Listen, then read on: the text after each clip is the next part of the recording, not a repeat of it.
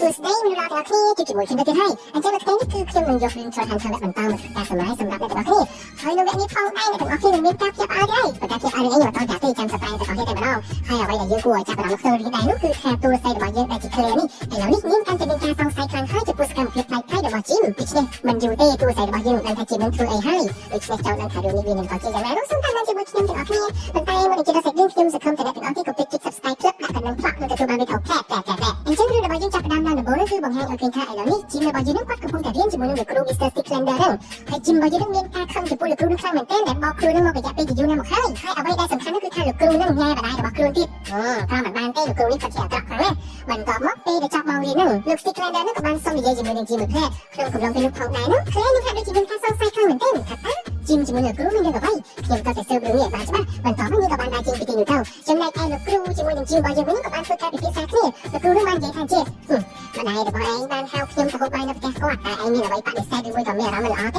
េបន្ទាប់មក Jim ក៏បានសម្ដែងធ្វើធម្មតាថាអូមិនអីទេលោកគ្រូតទៅខ្ញុំស្វាគមន៍លោកគ្រូជានិច្ចព្រោះ Jim នឹងក៏ស្មានថាលោកគ្រូនឹងអត់ទាន់ដឹងថា Jim នឹងដឹងថាលោកគ្រូនឹងគឺជាខ្យល់ប្រែកាយចិត្តអាក្រក់តែពេលលោកគ្រូក៏ដឹងហើយតែចាំមើលពេលដែលហូបបាយជុំគ្នាតើនឹងមានអ្វីកើតឡើងឥឡូវនេះយើងកាត់មកដល់ Jim ជាមួយនឹង Toby វិញពួកគេទាំងពីរកំពុងតែពិភាក្សាគ្នារឿងយ៉ាងសំខាន់ពេលនោះផងដែរ Claire យើងក៏បានលួចស្ដាប់អញ្ចឹង Claire របស់យើងចាប់ផ្ដើមសង្ស័យទៅលើ Jim យើងខ្លាំងហើយបន្ទាប់មកគម្រោងរបស់ Jim គឺចង់ថាជាពេលណាដែលលោកគ្រូទៅហូបបាយនៅផ្ទះរបស់ខ្លួន Toby Blinky ជាមួយនឹងអានឹងទៅតែលួចចូលទៅក្នុង office របស់គាត់ហើយធ្វើការឆែកឆេរមើលថាតើនៅក្នុងនោះមានរបស់អ្វីសំខាន់តាក់ទងនឹង Spin អញ្ចឹងកន្លែងឈប់នឹងថាល្អមួយអ្នកទាំងអស់គ្នាដូច្នេះគ្រាន់តែនិយាយគម្រោងរបស់ពួកគេចប់ពួកគេក៏បានចេញពីទីនោះរីឯ Claire របស់យើងនឹងខំទៅកន្លែងលាក់ខ្លួនមកលាក់វិញនឹងគេឃើញបន្ទាប់ពីនោះ Jim នឹងក៏បានមកផ្ទះហើយរៀបចំគម្រោងជាមួយនឹង Dral ដែលគាត់នឹងបានប្រាប់ Dral ថាជាបើកាលណាខ្ញុំគោះម្ដងលោកទៅថាវាមិនមានរឿងអ្វីកើតឡើងទេដូច្នេះលោកនឹង stay នៅក្រុមហ្នឹងហើយប៉ុន្តែបើខ្ញុំគោះពីរដងបានតែខ្ញុំកំពុងតែមានបញ្ហាដូច្នេះលោកអាចឡើងទៅជួយខ្ញុំបានហើយធ្វើការវិភាគទៅលើលោក Stricklander នឹងទៅឥឡូវនេះប្រតិបត្តិការគឺនឹងចាប់ផ្ដើមកើតឡើងហើយលោក Stricklander នឹងបានមកដល់ផ្ទះរបស់ Jim ហើយបើតាមយើងមើលទឹកមុខគាត់វិញគឺហាក់ដូចជាមិនធម្មតានោះទេ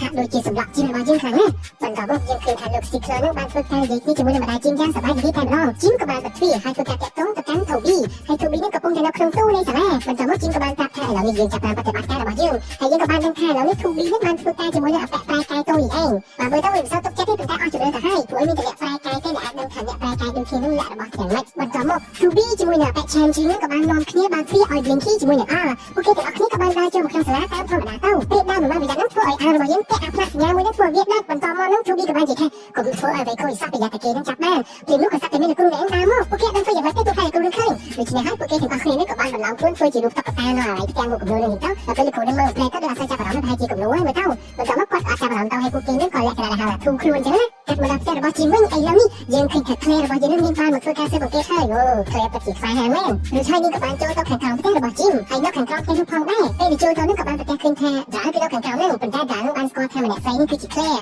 គឺជាមនុស្សដែល Jim លើកស្រឡាញ់ដូច្នេះហើយ Dral មានធ្វើអ្វី Claire យើងនោះទេដូច្នេះ Dral ក៏បានព្យាយាមលាក់ខ្លួនចំណែកឯ Jim របស់យើងវិញមានអារម្មណ៍ថាខឹងខ្លាំងមែនទែនពេលដែលឃើញអា Pet Stickler នឹងគាត់លក្ខណៈថានិយាយសប្បាយរីករាយជាមួយម្ដាយរបស់ខ្លួនអញ្ចឹងណាប៉ុន្តែមើលទៅលោក Stickler នឹងគាត់ហាក់ដូចជាស្រឡាញ់ម្ដាយរបស់ Jim មែនតាមការពិនិត្យរបស់យើងទៅណាអញ្ចឹងបន្តមកម្ដាយរបស់ Jim នឹងក៏មានទូរស័ព្ទសំខាន់ត្រូវលើនិយាយឬហើយគាត់ក៏បានដើរចេញបន្តមកឥឡូវនេះគឺនៅតែពីរនាក់រវាង Jim ជាមួយនឹងលោក Stickler ឬហើយលោក Stickler ក៏បាននិយាយថា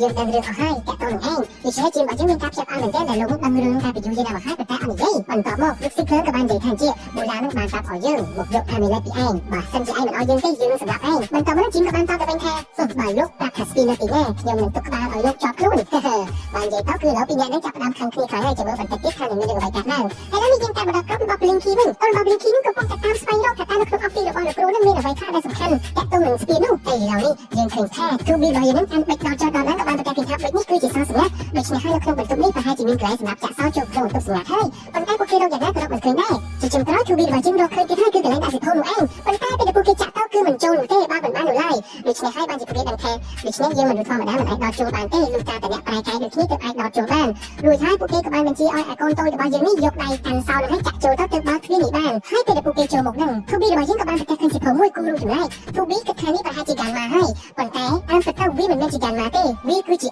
R បាទអ្នកទាំងអស់គ្នាប្រកាសជាចង់ដឹងហើយថាប្រវត្តិ R នឹងយ៉ាងណាតាមពិតទៅ R កាលពីមុនហ្នឹងគឺធ្លាប់ស៊ីមនុស្សដោយសារតែ R ធ្វើការឲ្យពួកកាំកា ចាំពួកក្រុមចិត្តកៈរបស់កាណានោះឯងប៉ុន្តែដោយសារតែអានឹងគាត់បានភ្ជាប់ខ្លួនគាត់គិតថាគាត់មិនគួរធ្វើបែបនោះដូច្នេះហើយបានជាគាត់លះបង់ចាក់ចេញតាមពិតគាត់នឹងក៏ជាមេតបធំដែរនៅធ្វើការជាមួយនឹងកាណាហ្នឹងតែគាត់នឹងសុខចិត្តបោះបង់ភាពជាមេតបរបស់គាត់ឲ្យមកធ្វើជាលក្ខណៈtrollធម្មតានៅកន្លែង troll market ចឹងទៅអញ្ចឹងបានន័យថារបស់យើងនឹងគឺជាតបខ្លាំងម្នាក់ដែរប៉ុន្តែដោយសារតែគាត់នឹងលះបង់ចឹងទៅបានជាគាត់នឹងសុខចិត្តថាแล้วគាត់ហ្នឹងគាត់ថាគាត់អត់ចង់វាយគ្នាដោយសារតែមូលហេតុហ្នឹងព្រោះកាលណាគាត់វាយគ្នាទៅប្រហែលជាគាត់នឹងអាចខ្លាចទៅជាពូចិត្តគាត់អញ្ចឹងណាយើងអត់ដឹងទេឥឡូវយើងបន្តសាច់រឿងទៀតប៉ុន្តែ to be របស់យើងគាត់អត់ប្រកាន់ទេគាត់គិតថាតែមុនអាក្រក់មែនតែល្អដូច្នេះយើងនៅតែជាមិត្តភក្តិនឹងគ្នាព្រោះថាយើងក៏បានប្រទះឃើញ crystal មួយហាក់ដូចជារបស់ចម្លែកខ្លាំងណាស់ថា crystal នេះគឺជាអ្វីហើយឡូវនេះយើងកម្មដល់ជីមរបស់យើងវិញបន្ទាប់ពីហូបអាហាររួចនឹងម្ដាយរបស់ជីមនឹងក៏ទៅធ្វើបង្អែមបន្តរួចហើយជីមជាមួយនឹងលោក Sickler នឹងក៏បានធ្វើការប្រយុទ្ធគ្នាហើយនៅពេលនេះហើយគាត់នឹងបានទាមទារយក amulet បន្ទាប់មកលោក Sickler ក៏បាននិយាយថាឯងស្មានតែយើងនៅមកយើងដឹងថាឯងនឹងបានឲ្យគ្នារបស់ឯងចូលទៅ office របស់យើងទៅហើយប៉ុន្តែយើងមិនងងដាក់របស់សំខាន់នៅក្នុង office នោះទេហើយណាមួយយើងក៏មានចូលបិសាចមួយនៅក្នុង office របស់យើងដើម្បីការពារដែរ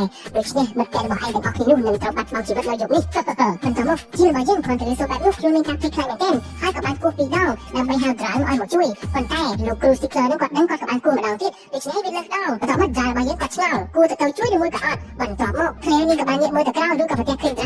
មានស្រែកមួយទៅមើលតែម្ដងហើយពេលនេះដើរថយក្រោយទៅបុកក្បាលអាំងហើយក៏ស្លាប់បាត់ទៅចំណែកឯជីមជាមួយលោក Sickler នឹងបន្តវាគ្នាអត់ឈប់អត់ឈរនោះទេម្នាក់បុកនេះម្នាក់បុកនោះចំណែកឯម្ដាយរបស់ជីវិញកាន់តែក្លុកសាប់អីគ្នាលឺទេណាវាយគ្នាងាប់ឯគាត់ដឹងណានេះរួចហើយលោកគ្រូ Sickler គាត់មានការខឹងមែនទែនដែលជីមបានធ្វើគាត់នឹងឈឺសាច់ដូច្នេះហើយគាត់ក៏បានបែរក្លាទៅជាបិសាចtrollបាទអូនេះគឺជារូបរាងពិតរបស់លោក Sickler យើងហើយលោក Sickler ក៏បានបន្តធ្វើការវិប្រហារបន្តទៀតមកលើជីមរបស់យើងបន្តមកលោក Sickler នឹងក៏បានដើរទៅរក amulet នៅក្នុងកតារបស់ជីមហើយក៏មិនបានប្រទះឃើញរួចហើយគាត់នឹងក៏បានរករឿងជីមបន្តទៀតតែជីមរបស់យើងនឹងគាត់ក៏បានប្រើ amulet ដើម្បីប្រែកាយរបស់ខ្លួនហើយក៏បន្តធ្វើការវាគ្នាបន្តទៀតទៅក្នុងកំឡុងពេលនោះផងដែរពេលដែលម្ដាយរបស់ជីមបានចេញមកពីបន្ទប់ធ្វើម្ហូបអាហារហ្នឹងពួកគេទាំងពីរក៏បានប្រែកាយផ្លែកអង្គុយធ្វើធម្មតាអញ្ចឹងណាបាទអូលឿនមែនទែនហើយឥឡូវនេះយើងតាមមកដល់តូនរបស់ 2B វិញពួកគេនឹងខំប្រឹងស្វែងរកស្រាវជ្រាវគ្រប់កន្លែងទាំងអស់តែម្ដងប៉ុន្តែ 2B របស់យើងក៏បានរកឃើញអាកង់វងសម្រាប់ចម្លងទៅកាន់តាផ្លែនេះទាំងអស់គ្នាហើយព្រីងគីក៏បាននិយាយថាអូវត្ថុនេះពិតជាមានឥទ្ធិពលខ្លាំងណាស់នេះវត្ថុនេះហើយដែលបាននាំឲ្យពាក់ប្រែកាយតូចនេះមកហ្នឹងចំណែកពាក់ប្រែកាយតូចនេះក៏បានងាកទៅក្រោយវិញទៅព្រោះខំថាឥឡូវនេះ 2B រកឃើញរបស់សំខាន់បាត់ទៅហើយតែមិនសំខាន់ដូចស្ពាយនេះប៉ុន្តែពេលដែលពាក់នេះមកខាងក្រោយហ្នឹងក៏បានប្រទះឃើញថាដុំ crystal ហ្នឹងបានបញ្ចេញ monster ដ៏អស្ចារ្យមួយដែលមានលក្ខណៈដូចផ្សែងពណ៌ខ្មៅអញ្ចឹង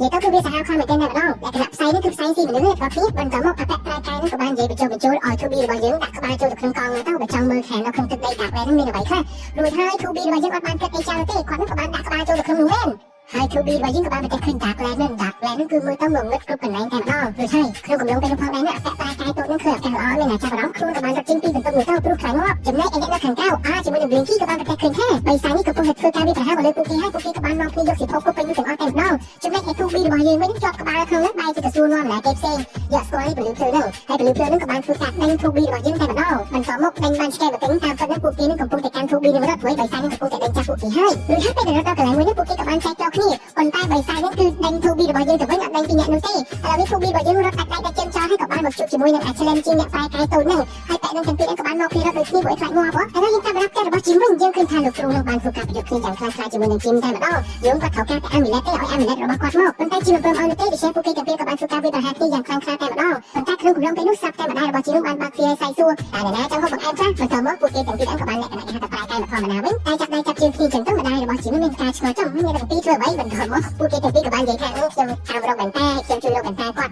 មកបន្តែមិនជីជន់គ្នាចឹងបន្តមកគ្រូក៏បានឃើញ amulet ហ្នឹងហើយគាត់ក៏បានធ្វើការដោះដូរ amulet ខ្លាំងៗហ្នឹងបាទអញ្ចឹងលោកគ្រូនឹងបានដូរបានជោគជ័យហើយអញ្ចឹងគាត់បាន amulet ពិតប្រាកដយកទៅហើយចំណែកឯខ្លាំងៗគឺនៅជាមួយនឹង Jimmy ឯងហើយឥឡូវនេះយើងកាត់មកដល់ 2B របស់យើងវិញ 2B ជាមួយនឹងពាក់មាសទូចនឹងបានមកគ្នារត់ភ័យលេចឯងនោមហើយដោយសារតែបិសាចនេះពិតជាខ្លាំងមែនទែនហើយពួកគេទាំងពីរក៏បានឈាមឡើងទៅលើយ៉ាងខ្ពស់ចំណែក 2B របស់យើងក៏បាក់ឡើងខ្សែតែគ្នាខកព្យាយាមពួកអីអូចិត្តមកដល់ហើយក៏បានឡើងទៅជោគជ័យទៅពេលដែលឡើងមកដល់លើដើរបានទីនេះក៏បានធ្លាក់ចុះទៀតហើយពេលដែលចុះមើលលើកនេះគឺបិសាចនឹងហោះមករកហើយប៉ុន្តែត្រូវបាន Blinky នឹងជួយទាន់គឺដាក់លក្ខណៈអាប់ឆ្លងទៅកាន់តាក់ហ្នឹងធ្វើឲ្យបិសាចនឹងរត់ចូលទៅប្រហោងហ្នឹងទៅរួចហើយបិសាចទាំងអស់ហ្នឹងផ្សែងមិនបិសាចទេផ្សែងទាំងអស់ហ្នឹងក៏បានចូលទៅក្នុងតាក់វិញបាត់ទៅពួកគេក៏មានសុខភាពទាំងអស់គ្នាឥឡូវនេះយើងកាត់មកដល់លោក Sickler ជាមួយនឹងពាក់ប្រែកាយតូចនេះវិញពួកគេទាំងពីរនាក់ហាក់ដូចជាសប្បាយចិត្តខ្លាំងណាស់បន្ទាប់ពីទទួលបាន amulet ពិតប្រាកដរីឯខ្លាំងៗនោះគឺនៅជាមួយនឹងជីមនោះឯងដូច្នេះបន្ទាប់ពីបាន amulet ពិតប្រាកដនេះហើយពួកគេនឹងអាចបើកទ្វារនរកដើម្បីឲ្យ Gamma ឆ្លងមកកាន់ភពផែនដីរបស់យើងដូច្នេះតើវានឹងមានរឿងអ្វីកើតឡើងដូច្នេះមានតែតាមដានជាមួយខ្ញុំនៅវគ្គក្រោយបន្តទៀតដូច្នេះរឿងវគ្គនេះគឺចាប់តាមតែប៉ុណ្ណេះកុំភ្លេចចុច Subscribe ណាអ្នកទាំងអស់គ្នាដើម្បីទទួលបានវីដេអូថ្មីនឹងភ្លាមៗតន់ចិត្តតែម្ដងដូច្នេះខ្ញុំសូមអរគុណសូមជម្រាបលា